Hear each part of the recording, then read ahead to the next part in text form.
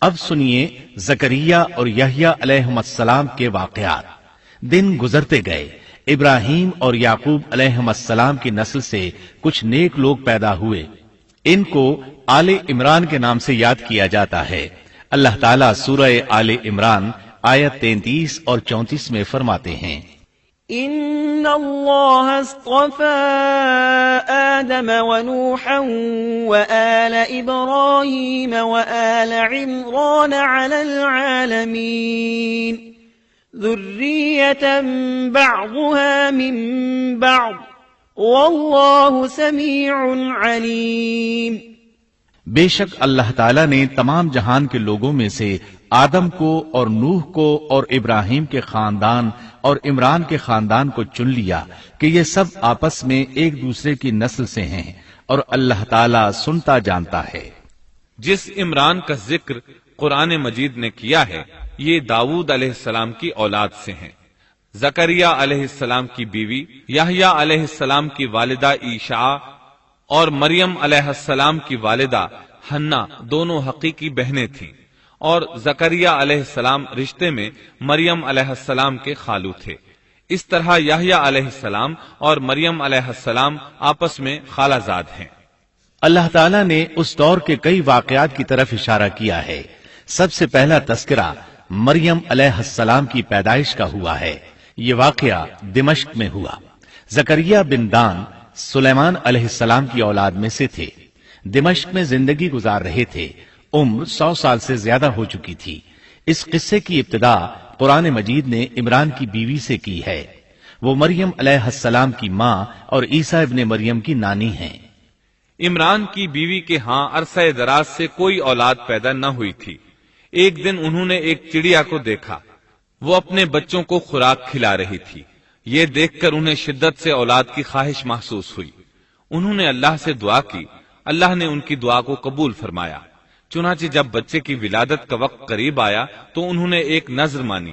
سورہ آل عمران آیت 35 میں اللہ تعالیٰ فرماتے ہیں، اذ قالت امرأة عمران رب انی نذرت لك ما في بطنی محررا فتقبل منی انك انت السمیع العلیم۔ جب عمران کی بیوی نے کہا، اے میرے رب، میرے پیٹ میں جو کچھ ہے اسے میں نے تیرے نام آزاد کرنے کی نذر مانی ہے، تو میری طرف سے قبول فرما، یقیناً تو خوب سننے والا اور پوری طرح جاننے والا ہے۔ انہوں نے اللہ تعالیٰ سے اولاد کی دعا کی۔ اللہ تعالیٰ کے حکم سے جب انہیں بچہ پیدا ہونے کی امید ہوئی تو انہوں نے نذر مان لی کہ جس بچے کو جنم دوں گی اسے اللہ کے لیے آزاد چھوڑ دوں گی تاکہ وہ بیت المقدس کی خدمت کرے۔ زکریا علیہ السلام اور آل عمران بیت المقدس کی طرف نقل مکانی کر چکے تھے۔ بیت المقدس یہودیوں کی عبادت گاہ تھی۔ یہ ان کا طریقہ تھا کہ اپنی اولاد کے بارے میں بیت المقدس کا خادم بنانے کی نذر مانا کرتے تھے۔ بچہ پیدا ہوتا تو علماء کے سپرد کر دیتے، وہ اسے تورات پڑھاتے تاکہ وہ عبادت کرنے والا بن جائے، بیت المقدس کی خدمت کرے۔ لیکن ان کے ہاں بچی پیدا ہوئی۔ بچیوں کو تو خدمت کے لیے وقف نہیں کیا جاتا تھا۔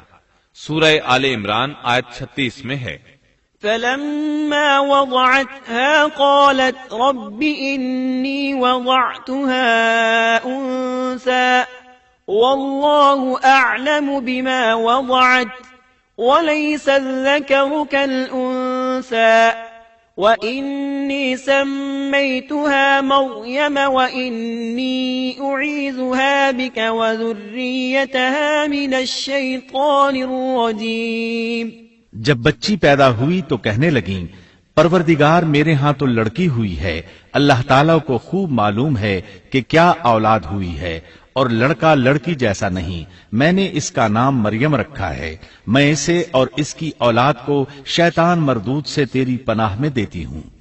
عمران کی بیوی حیرت میں پڑ گئیں کہ انہوں نے تو نذر مان رکھی ہے اور اب لڑکی کو تو بیت المقدس کی خدمت کے لیے وقف نہیں کیا جا سکتا۔ ان کے خاوند عمران بیت المقدس کے عابدوں میں سے تھے۔ بیوی نے ان سے مشورہ کیا، طے ہوا کہ بچی کو ہی خدمت کے لیے وقف کر دیا جائے۔ عمران کی بیوی بچی کو بیت المقدس میں لے آئیں۔ جس بچے کو وقف کرنا ہوتا تھا اس کی کفالت کوئی عالم کرتا تھا۔ عابدوں میں اس وقت یہ جھگڑا پیدا ہوا کہ اس بچی کی کفالت کون کرے گا۔ اس کے لیے آخر یہ طریقہ طے کیا گیا کہ وہ سب اپنا اپنا قلم پانی میں پھینکیں گے، جس کے قلم پر کچھ ظاہر ہو وہ اس کا کفیل بن جائے گا۔ چنانچہ سب نے اپنے قلم پھینک دیے، وہ پانی کے بہاؤ کے ساتھ بہنے لگے، جبکہ زکریا علیہ السلام کا قلم پانی کے بہاؤ کی مخالف سمت بہنے لگا۔ اللہ تعالیٰ سورہ آل عمران آیت 44 میں فرماتے ہیں، وَمَا كُنْتَ لَدَيْهِمْ إِذْ يُلْقُونَ أَقْلَامَهُمْ أَيُّهُمْ يَكْفُلُ مَرْيَمَ وَمَا كُنْتَ لَدَيْهِمْ إِذْ يَخْتَصِمُونَ۔ تو ان کے پاس نہ تھا جبکہ وہ اپنے قلم ڈال رہے تھے کہ مریم کو ان میں سے کون پالے گا، اور نہ تو ان کے جھگڑے کے وقت ان کے پاس تھا۔ اس طرح زکریا علیہ السلام کفیل قرار پائے۔ مریم علیہ السلام نے بہت اچھی پرورش پائی، وہ بہت تیزی سے پروان چڑھی۔ آپ کا جسم مضبوط اور خوبصورت تھا، بہت نیک اور عبادت گزار تھی، عورتوں میں سب سے زیادہ سچ بولنے والی تھی۔ اللہ تعالیٰ نے انہیں اپنی کرامات سے نواز رکھا تھا۔ اللہ تعالیٰ سورہ آل عمران آیت 37 میں فرماتے ہیں، كلما دخل عليها زكريا المحراب وجد عندها رزقا قال يا مريم أنى لك هذا قالت هو من عند الله إن الله يرزق من يشاء بغير حساب۔ جب کبھی زکریا ان کے کمرے میں جاتے ان کے پاس روزی رکھی پاتے، وہ پوچھتے اے مریم تیرے پاس یہ روزی کہاں سے آئی؟ وہ جواب دیتی کہ یہ اللہ کے پاس سے ہے، بے شک اللہ تعالیٰ جسے چاہے بے حساب رزق دیتا ہے۔ زکریا علیہ السلام کو جب کہیں جانا ہوتا وہ مریم علیہ السلام کے کمرے کا دروازہ بند کر کے جاتے تھے۔ جب واپس آتے تو اس کے پاس رزق رکھا پاتے اور وہاں غیر موسمی پھل ہوتے۔ بہت تعجب کرتے۔ مریم علیہ السلام انہیں بتاتی یہ پھل اللہ تعالیٰ نے آسمان سے نازل کیے ہیں۔ اللہ تعالیٰ سورۃ المائدہ آیت 75 میں فرماتے ہیں، وَأُمُّهُ صِدِّيقَةٌ، اور عیسیٰ کی والدہ ایک راست باز عورت تھی، اسی لیے ان کے ہاتھ پر بہت سی کرامات ظاہر ہو رہی تھی۔ ان کی فضیلت سورہ آل عمران آیت 42 میں ان الفاظ میں آئی ہے، وَإِذْ قَالَتِ الْمَلَائِكَةُ يَا مَرْيَمُ إِنَّ اللَّهَ اصْطَفَاكِ وَطَهَّرَكِ وَاصْطَفَاكِ عَلَى نِسَاءِ الْعَالَمِينَ۔ اور جب فرشتوں نے کہا اے مریم اللہ تعالیٰ نے تجھے برگزیدہ کر لیا اور تجھے پاک کر دیا اور سارے جہان کی عورتوں میں سے تیرا انتخاب کر لیا۔ سورۃ المائدہ آیت 75 میں ہے، ما المسيح ابن مريم إلا رسول قد خلت من قبله الرسل وأمه صديقة۔ مسیح ابن مریم پیغمبر ہونے کے سوا اور کچھ بھی نہیں، اس سے پہلے بھی بہت سے پیغمبر ہو چکے ہیں، اس کی والدہ ایک راست باز عورت تھی۔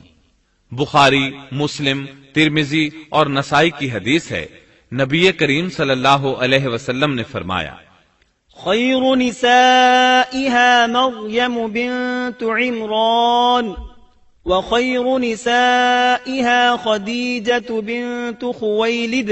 اپنے زمانے میں مریم علیہ السلام سب سے افضل عورت تھیں اور اس امت میں خدیجہ رضی اللہ عنہا سب سے افضل عورت ہیں۔ بہت سی احادیث میں 4 عورتوں کی فضیلت آئی ہے۔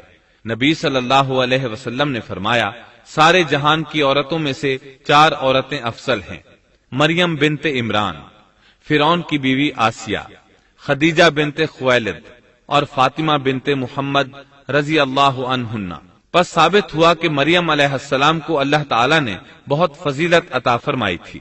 زکریا علیہ السلام نے ان کی فضیلت دیکھی تو ان کے دل میں بھی اولاد کی خواہش پیدا ہوئی۔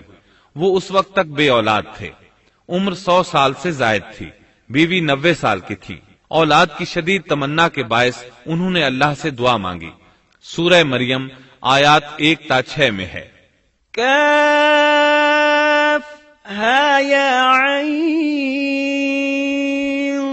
صاد ذكر رحمة ربك عبده زكريا إذ نادى ربه نداء خفيا قال رب إني وهن العظم مني واشتعل الرأس شيبا ولم أكن بدعائك رب شقيا وإني خفت الموالي من ورائي وكانت امرأتي عاقرا فهب لي من لدنك وليا يرثني ويرث من آل يعقوب واجعله رب رضيا کاف ہا یا عین صاد، یہ ہے تیرے پروردگار کی اس مہربانی کا ذکر جو اس نے اپنے بندے زکریا پر کی تھی،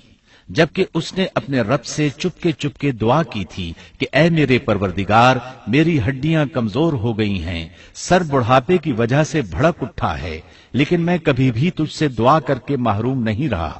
مجھے اپنے مرنے کے بعد اپنے قرابت والوں کا ڈر ہے، میری بیوی بھی بانجھ ہے، پس تو مجھے اپنے پاس سے وارث عطا فرما جو میرا بھی وارث ہو اور یعقوب کے خاندان کا بھی جانشین ہو، اور میرے رب تو اسے مقبول بندہ بنا لے۔ زکریا علیہ السلام اپنے دور میں اکیلے ہی نبی تھے، ان کے ورثاء اور رشتہ داروں میں کوئی قابل آدمی نہیں تھا، اس لیے انہوں نے یہ دعا کی۔ سورۃ الانبیاء آیت 90 میں اللہ تعالیٰ فرماتے ہیں فاستجبنا له ووهبنا له يحيى وأصلحنا له زوجه، تو ہم نے اس کی دعا قبول فرما کر اسے یحییٰ عطا فرمایا اور ان کی بیوی کو ان کے لیے درست کر دیا۔ مطلب یہ کہ ان کا بانجھ پن دور کر دیا، پھر اللہ نے انہیں خوشخبری سنائی۔ يا زكريا إنا نبشرك بغلام اسمه يحيى لم نجعل له من قبل سميا۔ اے زکریا، ہم تجھے ایک بچے کی خوشخبری دیتے ہیں جس کا نام یحییٰ ہے، ہم نے اس سے پہلے اس کا ہم نام کسی کو نہیں کیا۔ زکریا علیہ السلام یہ سن کر خوش بھی ہوئے اور حیران بھی، کہنے لگے قال رب أنا يكون لي غلام وكانت امرأتي عاقرا وقد بلغت من الكبر عتيا۔ اے میرے پروردگار، میرے ہاں لڑکا کیسے ہوگا؟ میری بیوی بانجھ اور میں خود بڑھاپے کی انتہا کو پہنچ چکا ہوں۔ اللہ نے جواب میں فرمایا قال كذلك قال ربك هو علي هين وقد خلقتك من قبل ولم تك شيئا۔ ارشاد ہوا کہ وعدہ اسی طرح ہو چکا، تیرے رب نے فرما دیا ہے کہ مجھ پر یہ بالکل آسان ہے اور میں اس سے پہلے تجھے بھی پیدا کر چکا ہوں، حالانکہ تو کچھ بھی نہ تھا۔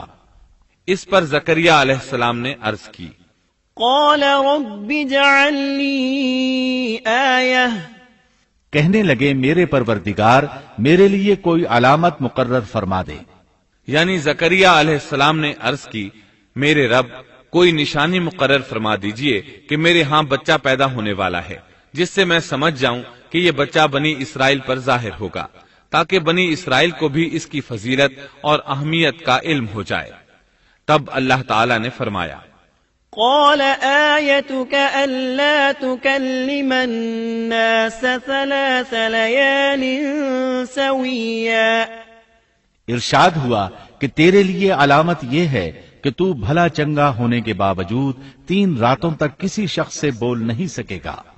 چنانچہ جب وہ وقت آیا اور وہ کسی سے بات کرنا چاہتے تو کر نہیں سکتے تھے، البتہ اپنے ذکر میں صبح شام مصروف رہتے، اور یہ نشانی تھی اس بات کی کہ ان کے ہاں بچہ پیدا ہونے والا ہے۔ اللہ تعالیٰ سورہ مریم آیت 11 میں فرماتے ہیں فخرج على قومه من المحراب فأوحى إليهم أن سبحوا بكرة وعشيا۔ اب زکریا اپنے حجرے سے نکل کر اپنی قوم کے پاس آ کر انہیں اشارہ کرتے ہیں کہ تم صبح و شام اللہ کی تسبیح بیان کرو۔ اللہ تعالیٰ سورہ آل عمران آیت 39 میں فرماتے ہیں فنادته الملائكة وهو قائم يصلي في المحراب أن الله يبشرك بيحيى مصدقا بكلمة من الله وسيدا وحصورا ونبيا من الصالحين. بس فرشتوں نے اسے آواز دی جبکہ وہ حجرے میں کھڑے نماز پڑھ رہے تھے کہ اللہ تعالیٰ تجھے یحییٰ کی یقینی خوشخبری دیتا ہے جو اللہ تعالیٰ کے کلمے کی تصدیق کرنے والا سردار، ضابط نفس اور نبی ہے نیک لوگوں میں سے. انسان کتنے ہی بلند و بالا مقام پر پہنچ جائے اور اللہ تعالیٰ کے ساتھ اسے زیادہ سے زیادہ قرب حاصل ہو جائے تب بھی وہ اللہ کا بندہ ہی رہتا ہے، اور کسی بھی بلندی پر پہنچ کر وہ اللہ یا اللہ کا بیٹا نہیں ہو سکتا، اللہ کا شریک نہیں ہو سکتا. اللہ جل شانہ کی ذات پاک وحدہ لا شریک ہے اور باپ بیٹے کی نسبتوں سے پاک ہے. لہذا انسان کی سب سے بڑی گمراہی یہ ہے کہ وہ جب کسی برگزیدہ انسان سے ایسے امور صادر ہوتے دیکھتا ہے جو عقل میں نہیں آتے تو رعب یا عقیدت کی بنا پر پکار اٹھتا ہے کہ یہ ہستی تو خود اللہ ہے جو انسانی شکل میں آئی ہے، یا اس کا بیٹا ہے، یا اللہ تعالی کی شریک ہے. وہ یہ نہیں سوچتا کہ بلا شبہ ان واقعات کا جاری ہونا اللہ کی طاقت کے ذریعے ہے جو بطور نشان اس برگزیدہ انسان کے ہاتھوں جاری ہوئے. اس کے باوجود یہ نہ اللہ ہے نہ اللہ کا بیٹا بلکہ اس کا ایک پسندیدہ بندہ ہے، اور یہ امور اللہ تعالیٰ کے خاص قوانین کے تحت صرف اس کی تائید اور اس کی صداقت کے لیے ظاہر ہوتے ہیں، ورنہ وہ بھی اللہ تعالیٰ کے آگے اسی طرح مجبور ہے جس طرح دوسری مخلوق.